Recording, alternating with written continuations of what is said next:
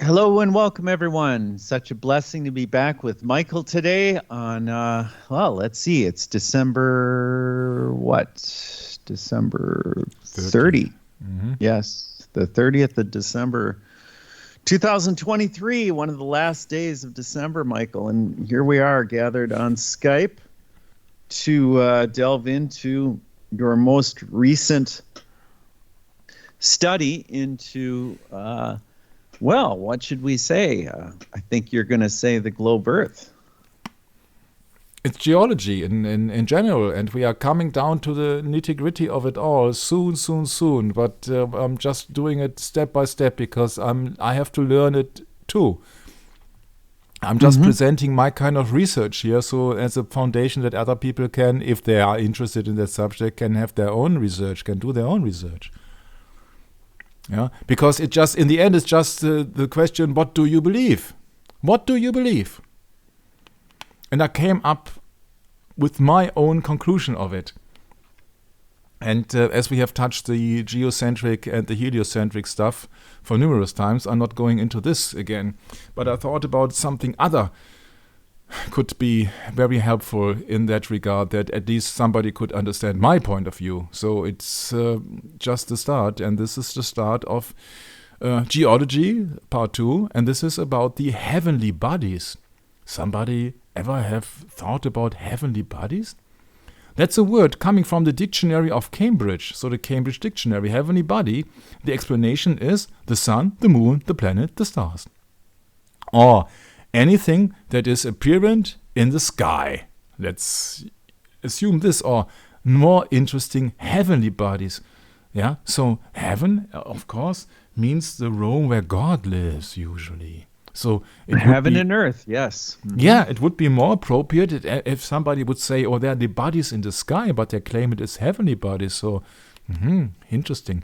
Although, if you think it, understand it in the biblical or in a Christian way, that would be the objects or the bodies that have been created by God, because it's heavenly bodies, so it can only be created by God.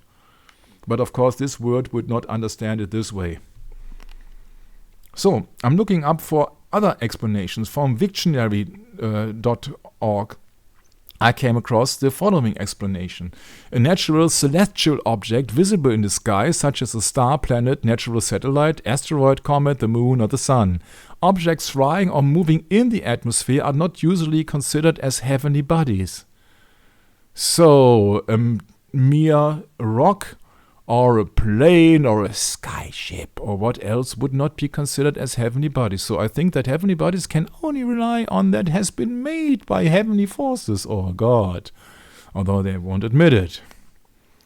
Okay, so these are celestial or heavenly bodies. I thought, interesting, bodies only being the plural, so the multitude of the body. So from the Merriam-Webster dictionary, I found this today. That's also a noun. Heavenly bodies is a plural, and the explanation is an aggregation of matter in the universe, such as a planet, star, or nebula, that can be considered as a single unit. As for astronomical study, it is the same as a celestial body. So let's just exchange heavenly with celestial, which means absolutely the same. So it's a heavenly body. Where does heavenly come from? My etymology says it comes from Old English heophonic, celestial or divine. Oh, interesting, divine. See, heavenly. Meaning beautiful, divinely lovely is late 14th century, often though not originally with reference to the celestial music of the spheres, quote-unquote. Weakened sense of excellent, enjoyable is first recorded 1874. The heavenly bodies, stars, planets, etc. attested from late 14th century without having mentioning their original origin here, but attested from late 14th century. Well, late 14th century is the time when slowly people could read the Bible, right, Brett? I was reminded of a very interesting book coming from a certain astronomer called Nicolaus Copernicus. That book is called De Revolutionibus Orbium Celestium. The English translation would be On the Revolutions of the Heavenly Spheres. It's the seminal work on the heliocentric theory of the astronomer Nicolaus Copernicus of the Polish Renaissance. The book, first printed in 1543, that is 3 years after the original recognition of the Jesuits, in Nuremberg, Holy Roman Empire offered an alternative model of the universe to Ptolemy's geocentric system, which has been widely accepted since ancient times. Revolutionibus means the revolution. It's like a revolver. That means a movement, a circular movement.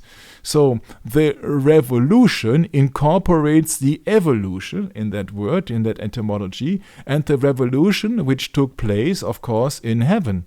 Yeah, so that is also a revolution in the best sense of a way that then the so-called usual Ptolemy geocentric system astronomy should be replaced with Nicolaus Copernicus' translation of that book, De Revolutionibus Orbium Celestium.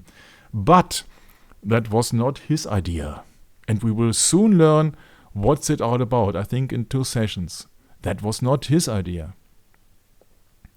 De Revolutionibus is divided into 6 books, sections or parts, following closely the layout of Ptolemy's Almagest, which is updated and replaced. Book 1, chapters 1 to 11 are a general vision of the heliocentric theory and a summarized exposition of his cosmology. Hence the book that we have read, The Cosmology Conflict. The word heavens is spherical, as is the earth. Yeah. Okay. And the land and water make a single globe, and that you can question everything, of course. The celestial bodies, once again, been mentioned in that book, include the earth, have regular circular and everlasting movements. The earth rotates on its axis and around the sun. Of course, that's the heliocentric theory. See something? He's speaking of celestial bodies. He's speaking, in another word, of heavenly bodies, but a little more elaborate. Celestial. It's like Cielo Drive, 10050, huh? Celestial, pertaining to the sky or the visible heavens, so it's just one step below the heaven, pertaining to the Christian or pagan heaven. Oh, it's the heaven. From Old French celestial, from Latin caelestius, heavenly, from caelum, heavy sky, the gods, climate, uncertain origin, etc., etc., etc., etc. The Latin word of the source for the usual word for sky in the most of Romance languages such as France, ciel, Spanish, cielo, Italian, cielo, Portuguese, ciu, heavenly, delightful. Interesting. Yeah, so it's the same as the alleged murder of Sharon Tate and Roman Polanski's friends Wojciech Frykowski and Jay Sebring, etc. in 10050 Cielo Drive. Cielo means sky, the visible heavens, pertaining to the sky or the Christian or pagan heaven. So it's the same word around. Yeah, it's actually the same, the celestial, but it just sounds more, what else? Yeah, elaborate, elegant, elite. Yeah, so it's the same. Celestial bodies is actually the same as heavenly bodies. And now in this work from Nicolaus Copernicus, and don't forget, he is a Catholic.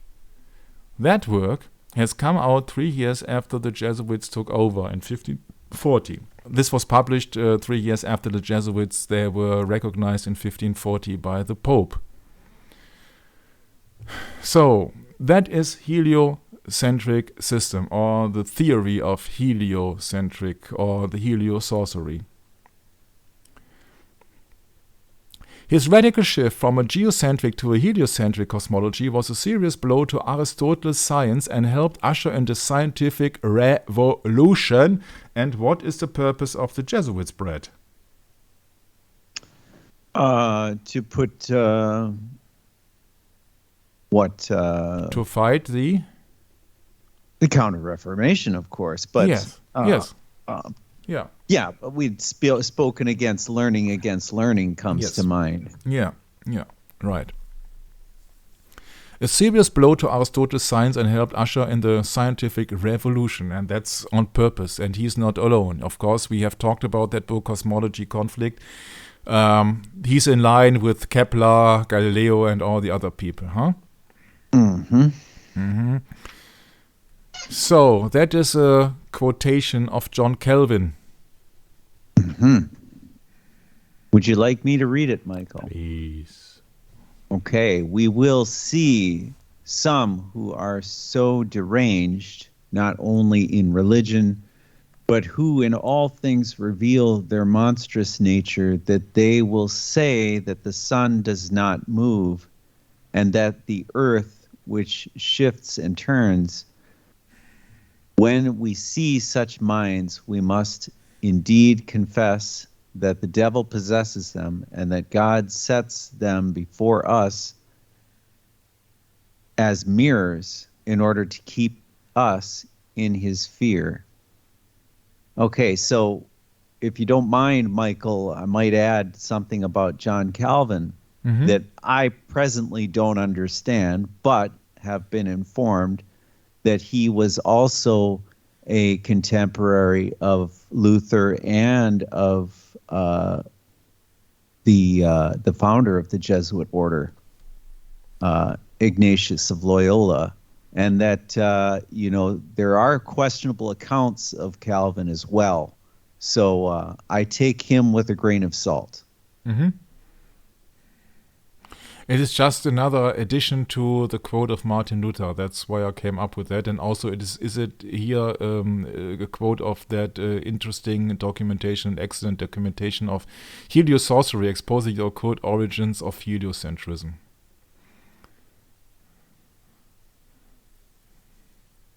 Ah, yes, and this is a quotation here of No one knows.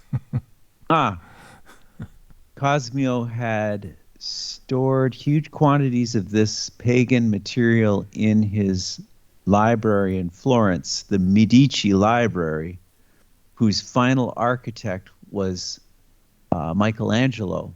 Welcome scholars favored by the papacy. These scholars, not surprisingly, soon began emulating the papacy and focusing more on humanity than upon the Old and New Testaments. Oh, interesting. Mm-hmm. Yeah, that is just the curriculum of the Jesuits then. Huh? That is just ratio studiorum.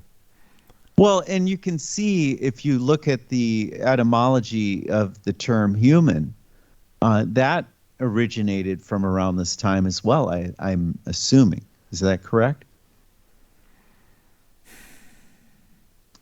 I mean, the humanities started with the Jesuits as far as I'm concerned. Mm-hmm. I have not studied that. That could be. Because, but I would again, have to... it's learning against learning.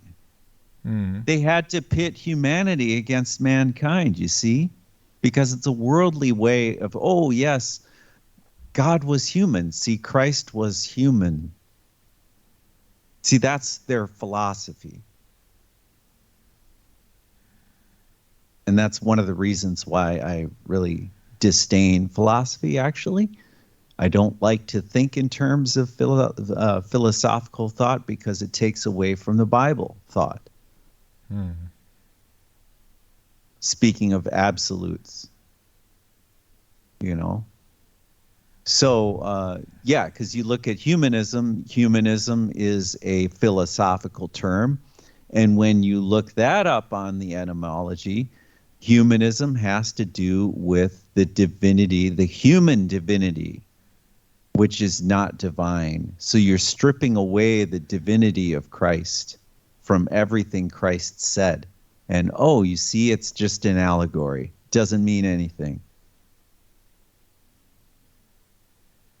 I mean, essentially, that's what they've done, the way I see it. But that's just the way I see it, Michael. Mm-hmm. Yeah, well, very well could be. But you see that I can't have any opinion about something that I have not studied yet. Sure, of course. So we come back to the veneration of the sun, which is depicted in many, many, many items. It's interesting also when you think about that 1968 movie of 2001 from 33 years before the fact. Yeah, and then in 2001, what happened? I think that everybody knows, huh? Yeah, and they claim right. it has been directed even in 1967 here. MCM. Sure, that makes sense. They had to produce it before 68. Yeah, and in the beginning of it, it is music of Thus Spoke Zarathustra from, I think it was Richard Strauss. Yeah, that's right. So Zarathustra is Zoroastrian, is also sun worship, as we have learned last session from Alexander Hislov's book, The Two Babylons, of course. Oh, we went into Zarathustra way back, I think, with Yerk in the reading and discussion of the book, The Divine Program of the World's History, if I'm not mistaken. Yeah, could be, and also in the Queen sessions of SMA. Yeah. Right. Correct. Queen, for sure. Yeah, Freddie Mercury. He was a Zoroastrian, right? Yeah, officially. I think that he was more Freemason than everything, but... Oh, yeah, there you go. I agree with you. Yeah. Wow. Isn't it freaky? So when we speak about heavenly bodies, and when we speak about celestial objects, and when we speak about that, it's been meant that there are some things in every planet, and the sun and the earth, everything has been visualized in a round shape. Yeah. So I think it is not by coincidence that this fiction with the...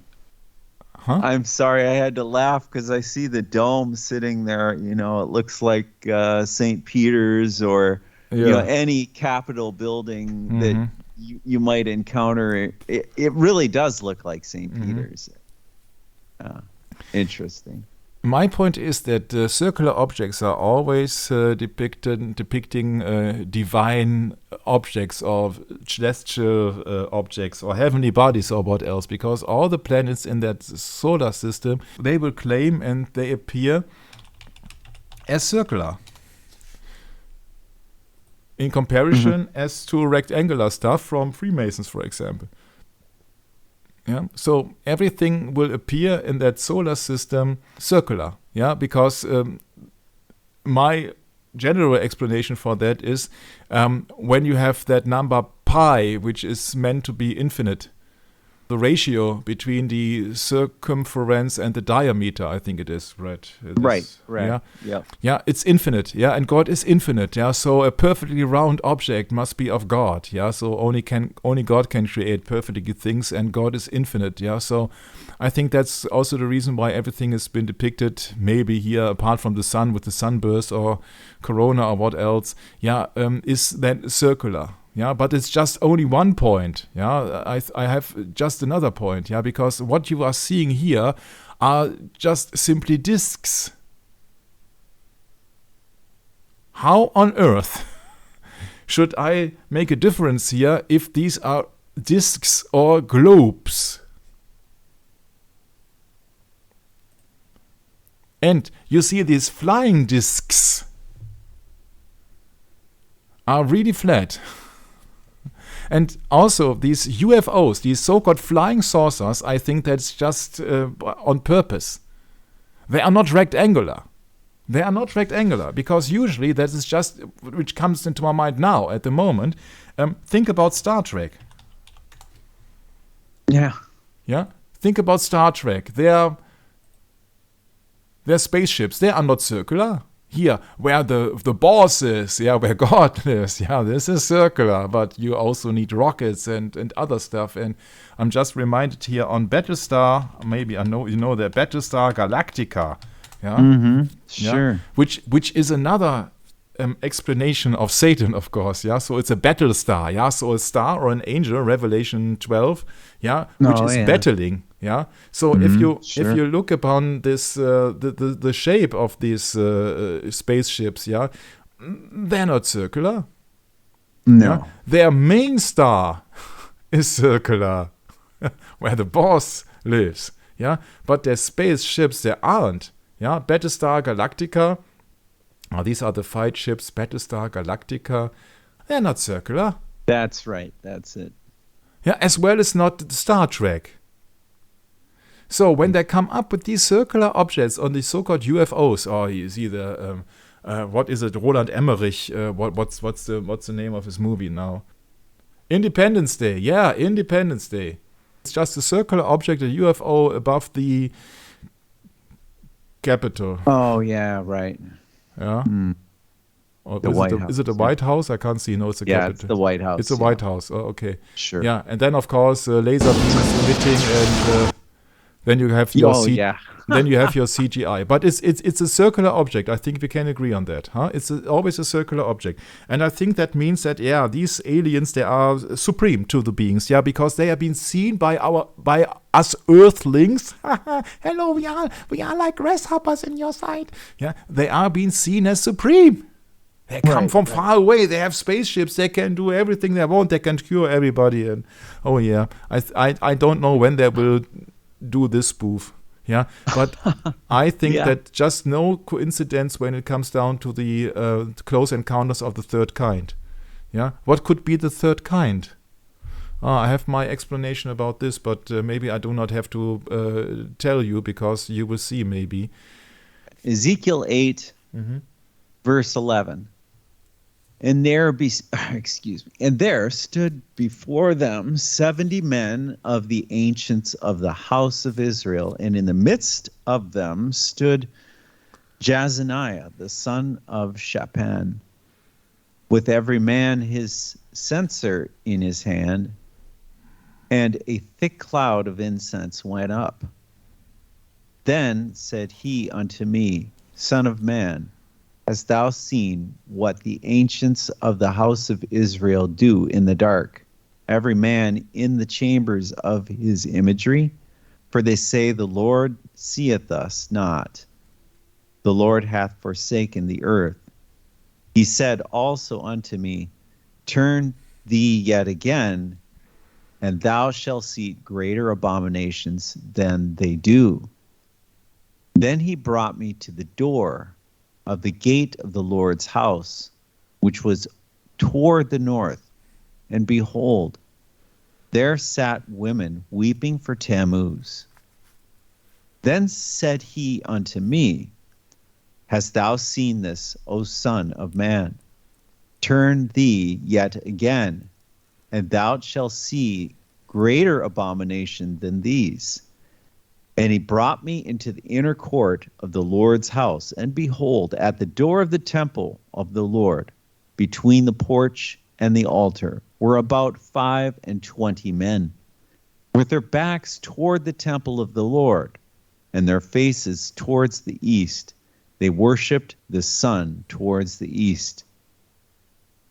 Then he said unto me, Hast thou seen this, O son of man? Is it a light thing to the house of Judah that they commit the abominations which they commit here? For they have filled the land with violence, and have returned to provoke me to anger, and lo, they put the branch to their nose. Yeah, thank you, Brett. We can use that for both sessions. I've seen. Yeah. Good.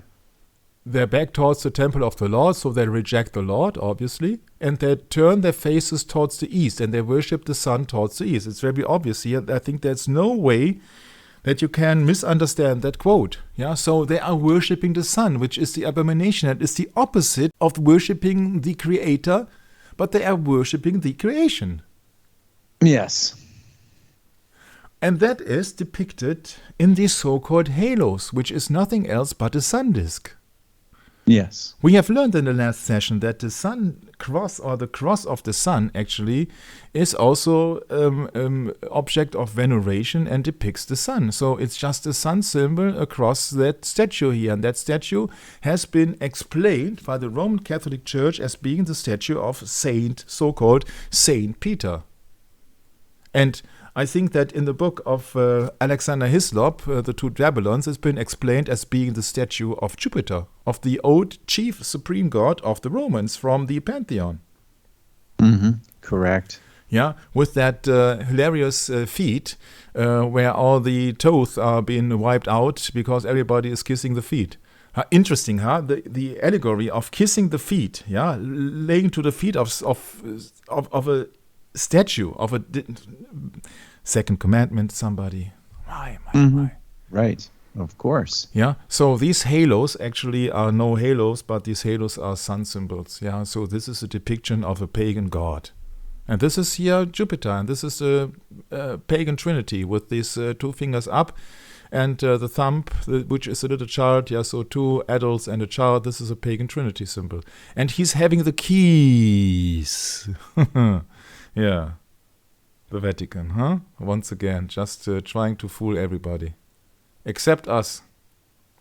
But wouldn't it be logical if you see this pagan goddess like the Tammuz and Nimrod and Osiris and what else name they come up with as depictions of the sun, as sun god? So if the sun god called Nimrod, called Osiris, what else? Or Tammuz, they are really in a physical three-dimensional body. Would it be appropriate to depict the sun also with a physical body, which is not just only a circle, but a sphere? I ask myself. Because these pagan gods were representative of the sun. So I think that's quite an interesting thing. And I think I found something which could back up my theory. Because the sun in the human form would be the sun god. But the sun has been displayed as a heavenly body. Yeah, so maybe three-dimensional, which would be also the equivalent, would be the sun god as a man.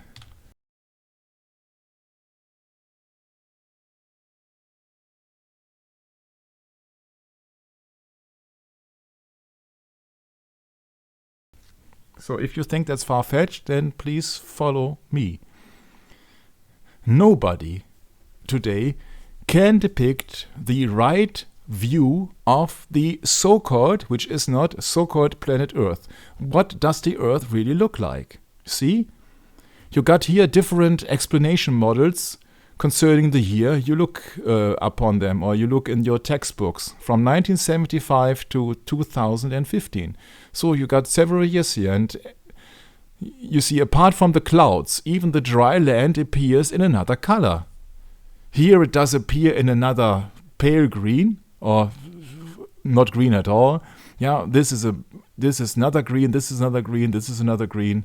Yeah, so it appears in another angle, in another shape, with another formation of clouds. Of course, I give them this. Yeah, but also the color of the oceans, for example, is totally in contrast to everything. Yeah, look at the blue depicted here, here, here, here, here.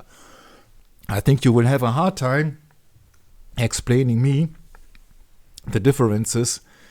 So if you compare this globe, or this explanation of the view of the Earth, you will have a hard time convincing me that it's the same depiction here. It's just different from the year and from the clouds, because if you concentrate on the color of the ocean, you will have a big funny time. Yeah, so this is blue, this is another blue, this is another blue, this is another blue, another blue, another blue, another blue, another blue. Great.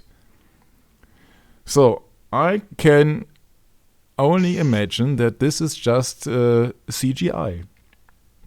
This is just fake, like the moon landing. Well, one thing for certain, Michael, you have a lot of Freemasonry involved with everything to do with the NASA program. Mm-hmm. So that in of itself is a huge red flag. Mm-hmm. Yeah, I will vouch for that. compare this to the ancient depiction of the earth from the Egyptians, from the Norse, from the Hindu, the Mayan, the Inca, the Navajo, the Hebrew, and the Nasa. Yeah. So in the ancient world, it was just a geocentric system, and it was just based on a surface. Yeah, let's say just on a plane surface. And the NASA came up with this, with a not only a globe but also with a spinning ball. Yeah, not only the NASA, but NASA is a US military organization with a spinning ball with a tilt axis of more than 23 degrees, which then gives, in addition to a rectangular 90 degrees angle, then 66.6, of course, and all the Hilarion stuff. But I'm not speaking about now the actual shape of the Earth, because the Earth cannot be flat. You got different heights on the Earth, so the flat Earth itself, I think, is also a totally wrong concept. And it's not only my problem here. My problem is another problem. My kind of idea is that it has to serve Rome's purpose, and that's one I think that almost nobody has looked upon. This is just distraction here. It's not the shape of the Earth which is important. It's about the agenda behind it which is important. And could it be that it has something to do with pagan Rome? And not about science and all the stuff. They want you to be like sun worshippers. They don't want you to believe in Jesus Christ or the Bible or the biblical explanation of the Earth. So it's all about faith. What model do you believe in? So it's all about faith. So this is a magic bullet, which means, in my humble opinion, it's just a distraction of all. Because I don't care about the Hindu explanations or the Mayan explanations. I know that there is something else, what I don't tell you, but I think that is just another thing which is not depicted here, and we will come to this also. But my problem is that I think that we've been fooled in quite another way. What does Job 26:7 tells us? Job 26:7, he stretcheth out the north over the empty place, and hangeth the earth upon nothing. Yeah, so that means that the earth is not dependent on the sun and the moon, which is quite obvious, for an obvious reason that almost nobody would like to talk about. The obvious reason, of course, is the first chapter of Genesis, when God said these three key verses. Genesis 1:14 through 16. And God said, let there be lights in the firmament of the heaven to divide the day from the night, and let them be for signs and for seasons and for days and years, and let them be for lights in the firmament of the heaven to give light upon the earth. And it was so. And God made two great lights, the greater light to rule the day and the lesser light to rule the night. He made the stars also. So, in the beginning, God made heaven and earth. And only on the fourth day he made the firmament, and he made the lights in the firmament, which is the sun, the moon, and the stars. Oh, the heavenly bodies. And therefore, it is totally correct to speak of heavenly bodies, because it has been created by God. The heavenly bodies reside in the heaven.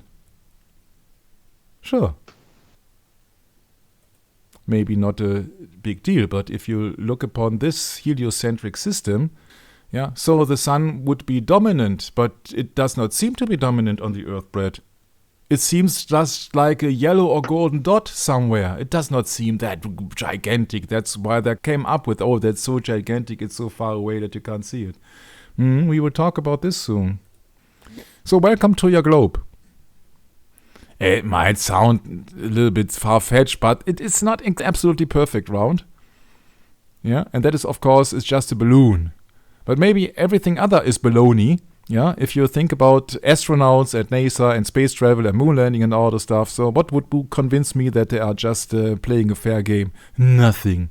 They claim that the poles, the North Pole and the South Pole, yeah, they are not quite circular because of they have different speed there, huh?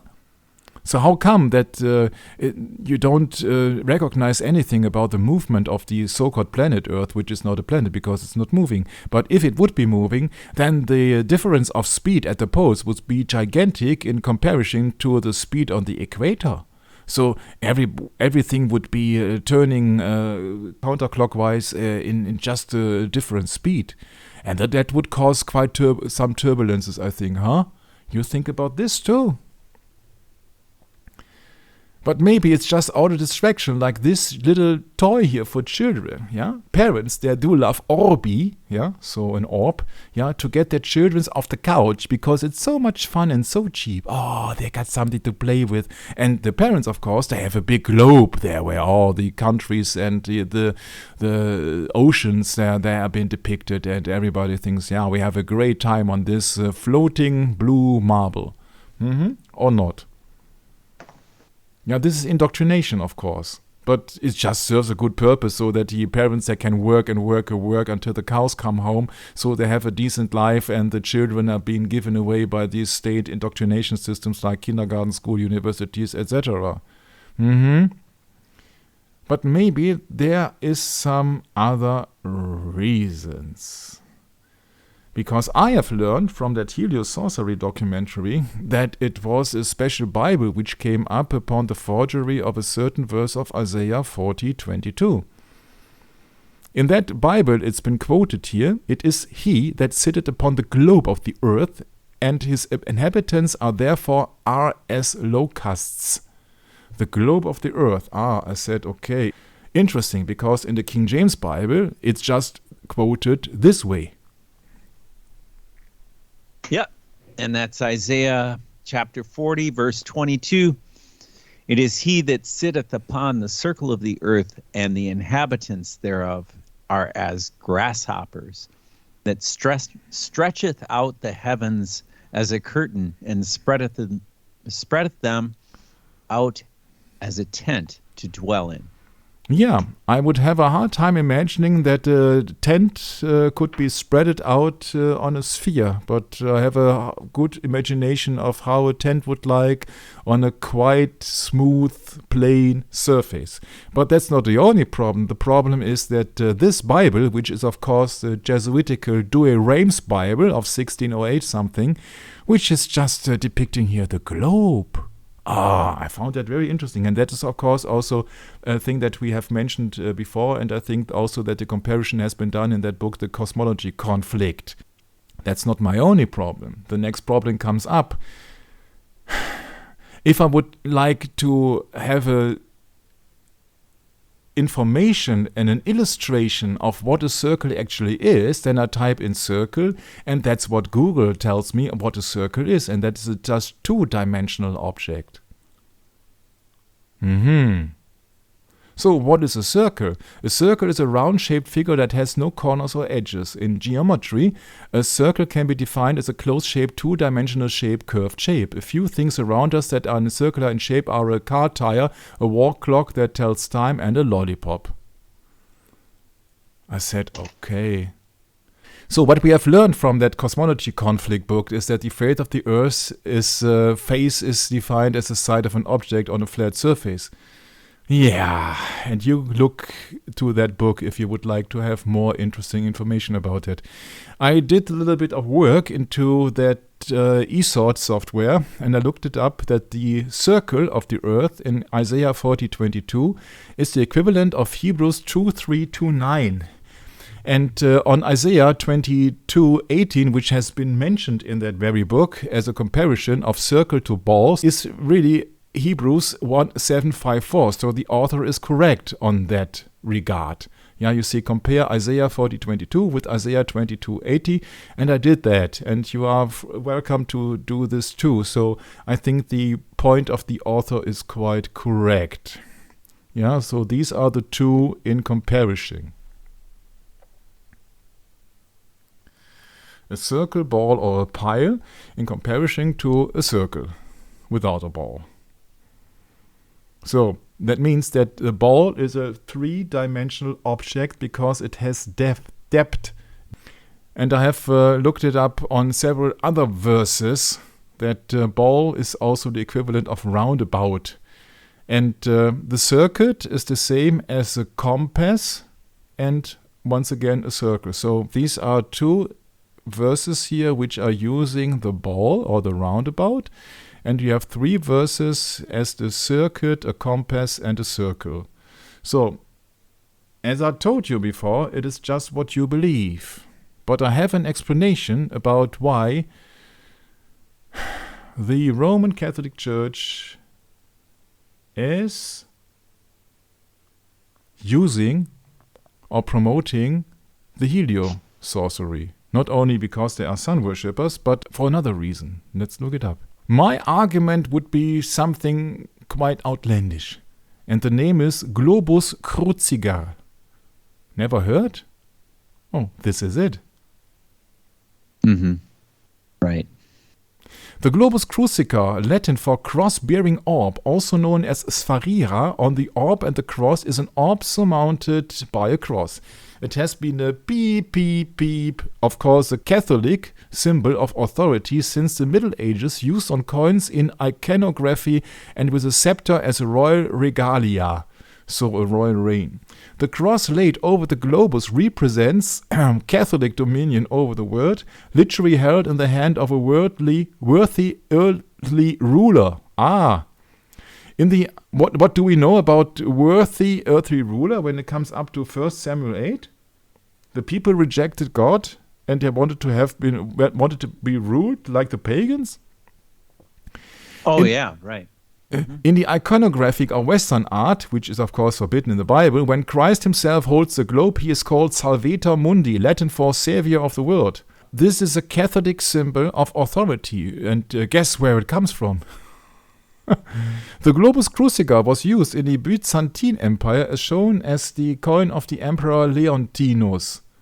Yeah, you see the ball with the cross on top. Holding the word in one's hand or more ominously under one's foot has been a symbol since antiquity. To citizens of the Roman Empire, the plain spherical globe held by the god Jupiter represented the world or the universe as the dominion held by the emperor. Ta-ta-ta-ta. Oh, yeah, exactly. Yeah, you got the Roman eagle here, you got the spear, you got Jupiter, blah, blah, blah, which now would be sold as St. Peter. You have the same Jupiter on a wall painting from Pompeii. And where do we know Pompeii from? Not only from Pink Floyd. Yeah, but Pompeii... Oh, gee. Yeah, Pompeii was the place that was destroyed by the Lord. Yeah, and it bared temples of different deities. Yeah, a pagan place. Yeah, so no wonder that they had a. They were into sex magic there for sure because you've seen that, right? No wonder that they are just venerating Jupiter. Yeah. So this is Jupiter on a wall painting from Pompeii. Yeah, 62 to 79 AD. So when the apostle John was still alive. Yeah, with an eagle and a globe. So these are just artifacts of worldly dominion. The globe. Mm-hmm. You think about that, because globe there's also a term, global, which can mean the parameters in an operating system, such as any laptop or anything like that. You have these global parameters. Well, you also have books like The Global Vatican by Francis Rooney, right? And it has to do with this so-called dominion of Earth, that one man can rule it all. Yeah, well, yeah, you see it here by the symbolism here. He's just supreme. Yeah, he's erased. Sure. He's raised. Oh, yeah. He's supreme. Yeah, he's even the supreme God. Jupiter, yeah. Mm-hmm. The Roman god, yeah. So when they are just venerating pagan... It's all in marble too, right? The background is marble, I think. Mm-hmm. You can see the shiny marble shining off the windows. When they are venerating pagan gods and goddesses, and they are just being mocking Christianity into Catholicism and claiming that it would be Christianity that they are doing in Rome since 312 and moving forward. Yeah, then it's just... Yeah, they just inculcated Christ into their system is all they did. You know, just like they inculcate the Amazon Synod, you know, into the whole Roman thing, you know. Mm-hmm. Yeah, but That's you see, then it is just no wonder that they are just proclaiming or just venerating or just propagating a globe, because that is the old symbol of the word dominion by their Roman head god called Jupiter. Mm-hmm. A 2nd century coin from the reign of emperor, so they are direct here in the Roman government or Roman emperor, Hadrian, shows the Roman goddess Salus with her foot upon a globe or globus. Yeah, you see that here. That's a Roman goddess.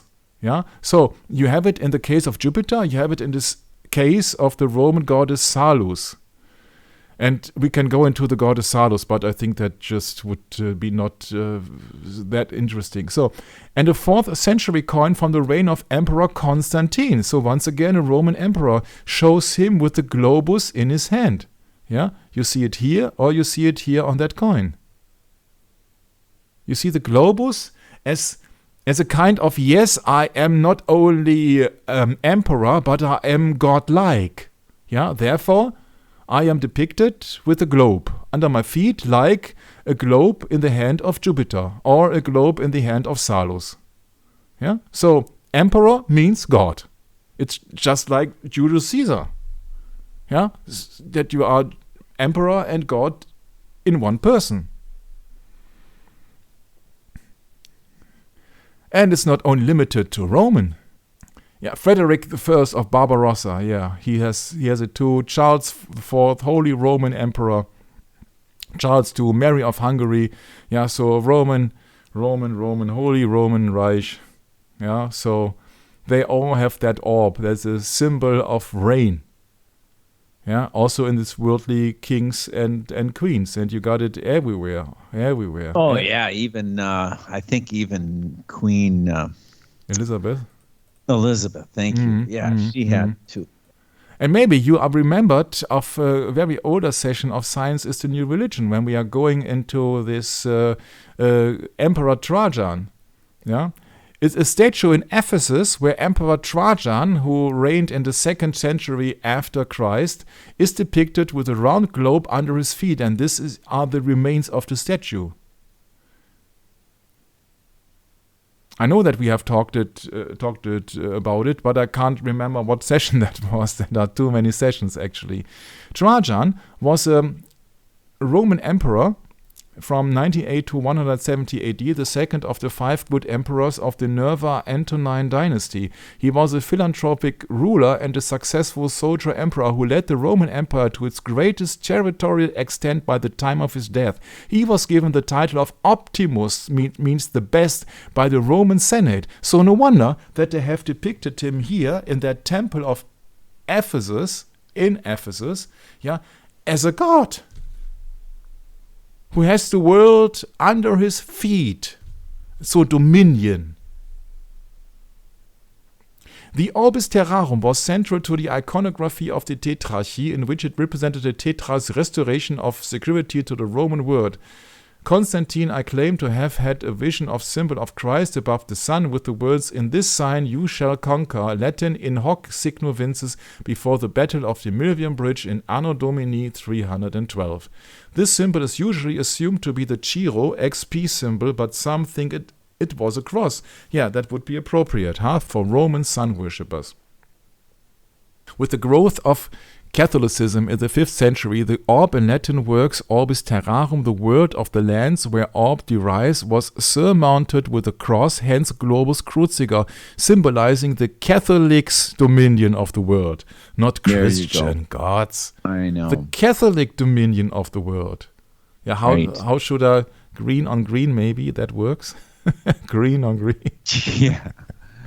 Oh, yeah. The emperor held the word in his hand to show that he ruled on it on behalf of God. Oh, that reminds me of the papacy, actually.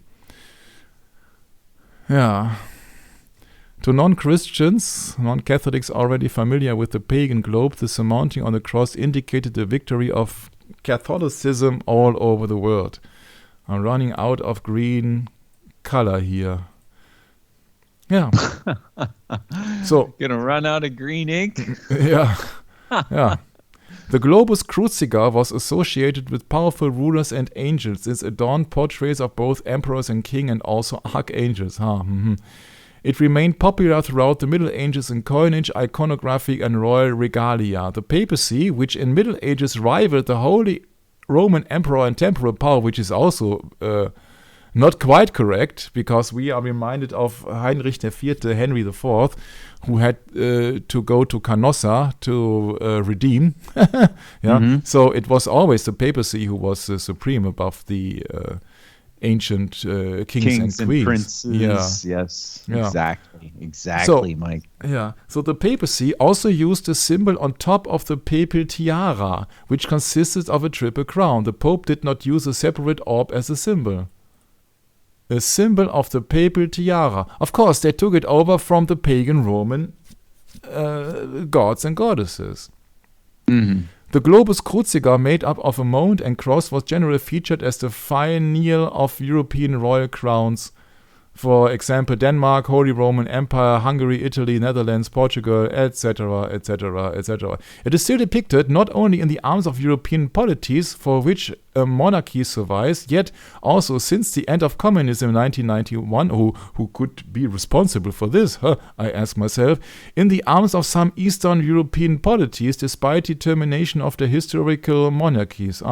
Even in the modern era, now comes your point, Brad, even in the modern era in the United Kingdom, the sovereign's orb symbolized both the state and Church of England under the protection and domain of the monarchy. What a blatant lie. You bet. What a blatant lie. And why I find this so important, that it is a globe as a representative of the rulership of the pagan gods and goddesses like Salus and Jupiter, you see now. This is Pope Francis speaking the Christus message and the blessing called Urbi et Orbi. Yeah, Urbi et Orbi means to the city of Rome and to the world, which is incorrect. Denotes a papal address and apostolic blessing, that's also incorrect. Why? Given by the Pope on certain solemn occasions. The term Urbi et Orbi evolved from the consciousness of the ancient Roman Empire. Isn't that something? It is by no means could it be found in the Bible. It cannot be found in the Bible. The invocation is expressed by the Pope in his capacity as both the Bishop of Rome, means urbs, the city, and urbi, the corresponding dative form, compare urban, and the head of the Roman Catholic Church throughout the world. Orbis, a sphere actually, orbi. The formula is found more frequently in the language of the Church as in the inscription of the Lateran Basilica, which is omnium urbis et orbis ecclesiarium mater et caput, which means in English the head and mother of all churches of the city and of the earth. When you think at the earth as an orb, of course. The principal and mother of all churches of the world. Urbi et Orbi, to the city and the world, denotes a papal address, and the term Urbi et Orbi evolved from the consciousness of the ancient Roman Empire. That's, I think, it's just a key that you see that they just have replaced the old pagan gods and goddesses from the pantheon to their church and then just being labeled them. Yeah, as if they were the apostles and if they have some relationship to their Catholic Church, which is totally incorrect. In the 4th century, the Pope Damasus IV, which is incorrect because I think there were only bishops then, Damasus I wrote in a letter to the bishops of Illyricum, hence it is just that all doctors of the law of the universe of the word of the Romans, those who are the law, are wise and do not teach the faith with various doctrines. Yeah, you got the Orbe Doctores Legis, yeah, which are the doctors of the law of the universe of the word. The ritual of the papal blessing Urbi et Orbi developed in the 13th century during the reign of Pope Gregory X, who consulted Niccolo and Maffeo Polo before his election. The Urbi et Orbi address and blessing is the most solemn form of blessing in the Catholic Church and is reserved for the most solemn occasions. These occasions include Easter, Christmas, and the proclamation of a newly elected Pope concluding a conclave. Easter, which is not a Christian holy day, and Christmas, which is not a Christian holy day. And the proclamation of a new elected Pope is not a holy day for Christians. It is a sad day because people are just being deluded, deceived by thinking and believing that there is somebody who would be the replacement of Christ. Urbi et Orbi blessings are usually given from the central loggia of St. Peter's Basilica in Rome at noontime. Can you imagine why, Brad? Let's see. Go ahead, Michael. Yeah, we talked about this last session when we talked about that Jesus was crucified between 9 a.m. and 3 p.m. Oh, yes, for the sun god. Yes. Yeah, for the sun god at noontime. Sun. Yeah. Yes, I see, because the sun is high. Yeah. The highest point. Yes. And they are sun worshippers. We have learned that the symbol of the sun actually would be a cross inside a circle. And now you have this globus crucica, you have a symbol here of pagan gods, at least Roman gods and goddesses, with a circle on top of a globe. Right. Yeah, so you can see it as another form of sun worship. And if they proceed with that procedure here on noontime, I think that's quite obvious why they chose noontime. I think you meant to say a cross on the top of a globe, right? Yeah. Yeah. Right. Yeah. I get you. Yeah, this is now extended to all who receive the papal blessing over the internet. The internet is the new communications medium. Yeah, compare that to Inter Mirifica 1963 in December. Yeah. Since the blessing is preceded by an announcement by a cardinal, His Holiness Pope, etc., grants a plenary indulgence in the form laid down by the Church to all the faithful present and to those who receive his blessing by radio, television, and the new communications media. Let us ask Almighty God to grant the Pope many years as leader of the Church and peace and unity to the Church throughout the world. And I was very reminded of a verse of the 1 Thessalonians 5:1, especially 5:3. Peace and unity. I said, oh yeah. Yeah. Would you like me to read it, Michael? 1 Thessalonians chapter 5, verses 1 through 3. But of the times and the season, brethren, ye have no need that I write unto you. For yourselves know perfectly that the day of the Lord so cometh as a thief in the night. For when they shall say peace and safety, then sudden destruction cometh upon them as travail upon a woman with child, and they shall not escape. Sure, when they call about peace, then it's a peace for the wicked, and that means the destruction and the tribulation of the real Christians, of the people who are just protesting the Pope, of course, because the Pope will always claim that he's only in for peace. Yeah, and it's the unity of his power that he's talking about, right? And look what I found. The ecumenical movement. Yeah. In other words. Yeah. Yeah, you see that what he's doing here is just pagan ceremonies with that globe, crucifix, yeah? That's he's having the same initials, or having the same symbology and also the same words, Urbi et Orbi with the orb with the globus crucifix. And now don't tell me that he's just in for anything good for Christians. And you see that he's just coming from Rome, so what else should he portray than a counterfeit belief? That's right. That's really what it's all about, Michael. Yeah. Peace and safety, huh?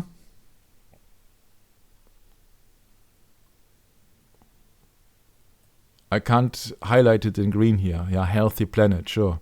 Yeah, so the United Nations, which is actually you see the color blue here for religious purposes. United Nations means this is the army of the Pope. The UN. Yeah, isn't that interesting how they divide the circle there into 33 sections? Yeah, we will come to this later on. Yeah, not today, but later on, sure. With the Roman, what do you call that again now? The laurels.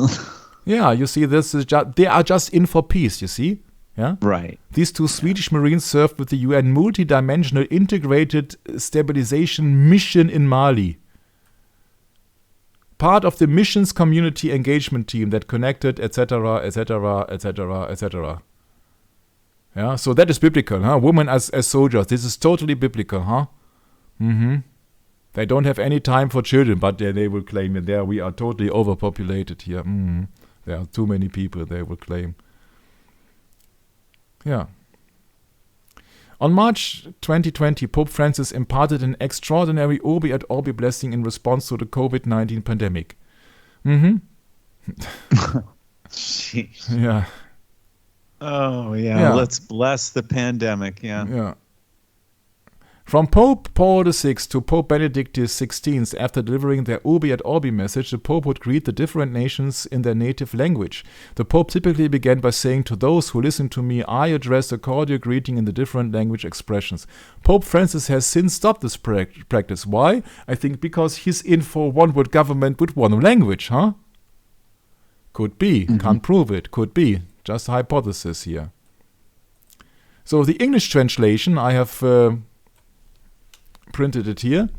May the holy apostles, Peter and Paul, in whose power and authority we trust, intercede for us before the Lord.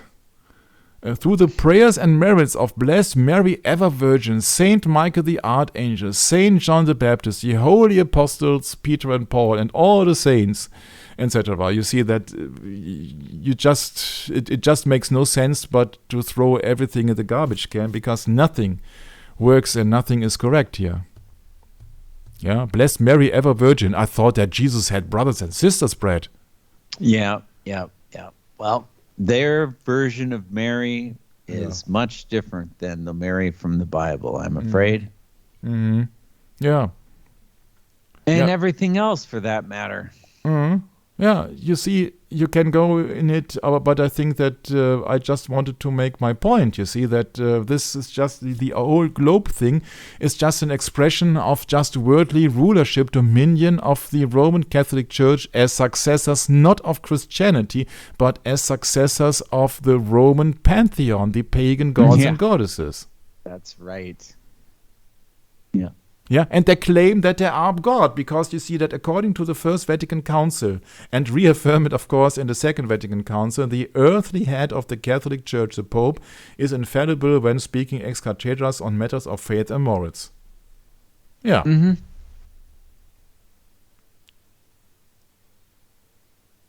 That's right.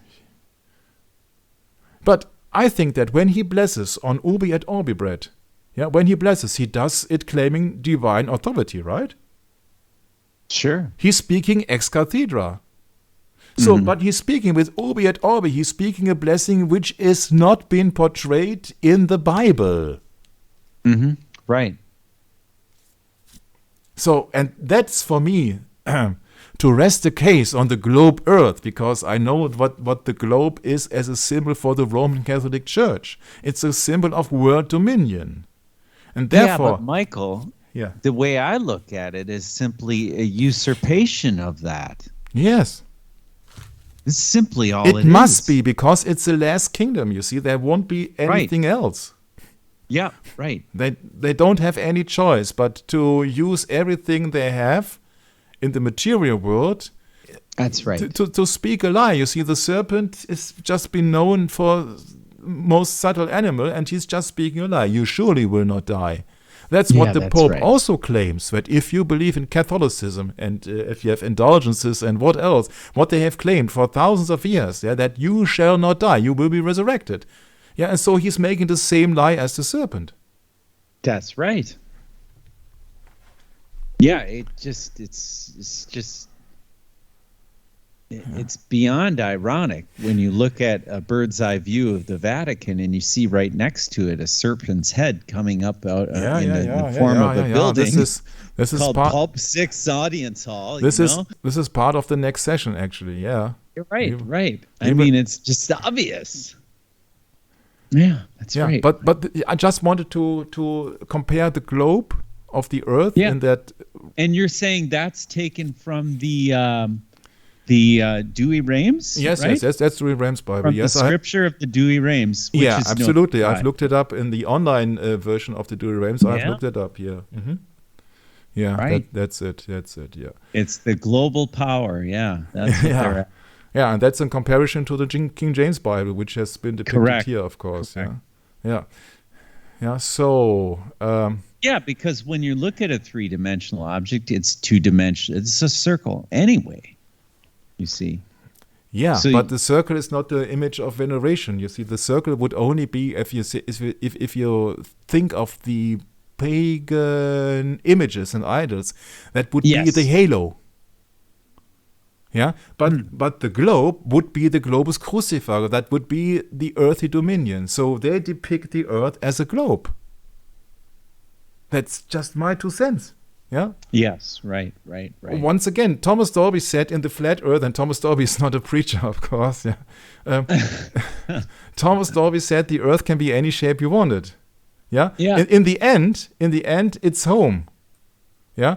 So the shape is not important. Important for me was that I see the similarity of the globe in the pagan religion of the globus crucifix as a symbol of authority in the Roman Catholic Church, and in the globe of the translation of the Jesuitical Douay-Rheims Bible. And then I make my mind up, and I'm free to any suggestion and anybody who has a certain opinion about it. I'm just here to express my point of view, and what's it's worth for you, and what's your opinion. That is just beyond me. I'm not responsible for anything. I'm just expressing my thought about the Bible, and I see that when the Pope is using ubi et orbi, he's not speaking biblically, because it's not in the Bible that there is a Pope, that there is a representation of Jesus Christ. This is absolutely unbiblical, and this image, this idol, this Pope is an idol for the people. Yeah, they are idolizing him. Yeah, he's making a blessing of ubi et orbi. Come on. You see, that can't be that hard to get my point. But you see that I'm free with the whole. I'm just not based on opinion. I'm not judging anybody about his opinion. I can only express my point of view, and I've looked it up and I said, okay, the orb in the Jesuit Bible, ubi et orbi, then the globe in the translation of the Jesuit Bible, and just the globe of the ball, as a symbol of Roman emperors and of deities of the Roman pantheon. Come on, so much coincidence all the time. And that's what I wanted to achieve in that session, that I see the point of the globe from a totally different perspective than from the not from a physical perspective, but from this idolization, from this idol, from this worship, from this image and all this stuff. From a spiritual perspective. From a spiritual perspective, Yeah, okay. Now that makes sense. That makes perfect sense. Yeah. To me. Yeah, so that's what I wanted to achieve. Yeah, so that the entire discussion is not relevant. Relevant would be that you realize only by this summation of all these strange coincidences that I have pointed out here in that session, that you see what kind of a church the Roman Church actually is. It's a totally unbiblical, pagan worshipping, sun worshipping church. With that, I rest my case for that session. All right. Yeah. Very good, Michael. That's my point. So I'm handing it over from my beloved brother Brett, and I'm glad that my voice is coming back a bit. Me too. Yeah. So isn't that funny? Come back to Thomas Dolby. She blinded me by science anyway, right? Yeah. The flat She, Earth. huh? She. So the church. Huh? Yeah. That's right. The whore of Babylon blinded me with her science. Yeah. I think that's probably closer to the fact. Mm-hmm. But, yeah, the earth can be any shape you want it. Yeah, that's right. It really can be. And, for all practical purposes, it is flat, isn't it? But, I guess this is the point. We can all be happy that we are alive and we have a life, and we should not we have a separate any creator. brothers and sisters on their opinion about the shape of the earth. You see how Yeah, stupid I would be agree with that? It's another divide and conquer issue, Yes, right? yes, yes. Yeah, that's what it really is. It's a divide and conquer. And that goes back to the Roman thing anyway. I mean, that's really where we're at. So thanks, Michael, for taking all the time to put these sessions together. Looking forward to the next sessions to come. And I think we covered pretty much everything that you wanted to cover. Is that correct? On that subject, it is, yes. Okay, great. Well, I'll look forward to the next one, Michael. God willing, we'll be here for you. And looking forward to seeing everyone's comments, and feel free to share them. Don't feel like you have to be silent all the time. It'd be great to hear from you. All right. God bless, and I hope you take the time to peer into your Bible and start thinking along those lines, because that's where we all should be headed, is into that realm of thought. Because I think Michael pointed it out. It's the focus on the creation and not the creator, and it's just that simple. Yeah. And here's a quote from Tupper Saucy's Rulers of Evil, and I'll read this. During its 4 centuries of existence, the Jesuit educational theatrical enterprise has produced a proud, poised, and imaginative graduate. He or she is enlightened by the Medici Library's humanities, facile in worldly matters, moved by theatrically and indifferent toward Holy Scripture. Producing Jesuitic graduates has become the aim of modern public education. Couldn't have said it any better, Michael. That really sums it up. We have a thoroughly Jesuit world, don't we? And, when we stand in opposition to that and say, hey, look at your Protestant history, look at all of the Protestant doctrine that is opposed to your doctrine, then we have a major conflict. And, this is a spiritual conflict. It's in the heavenly realm, and it's on earth as well as heaven. And all of God's creation is witnessing what we're witnessing now, which I believe is what Michael has put together in the coming script, is, history and prophecy being fulfilled, or rather the prophetic history, the prophetic prophecy being fulfilled in the times yet to come. Correct, Michael? Yeah, and you just wait and see, please. There are so many items coming up where I will combine the physical abnormalities and the textbooks, and then we compare that with the Bible, and I have found quite another solution for the stuff, and we will rely totally on the Bible. Yeah, so you can take my word for that. I will always rely on the King James Bible 1611, so don't worry. Cool. Well, yeah, I really appreciate that, and I agree with you wholeheartedly, Michael, that these images that are provided by NASA, we cannot put our faith in those, because they very well could be another form of worship that, the Roman God wants us to venerate. So we don't know. We can't prove it beyond a reasonable doubt, is what I'm trying to say. And that, it's a sad reality, but that's the reality we live in, Michael. And I appreciate you taking the time and energy to put this together, because I know it's a lot of information. There's a lot of subtlety to it, too. It's not so simple, actually. So, till next time, Maranatha, God be with you, and hope to see you then, God willing. Bye-bye. Leave me. I want to be alone.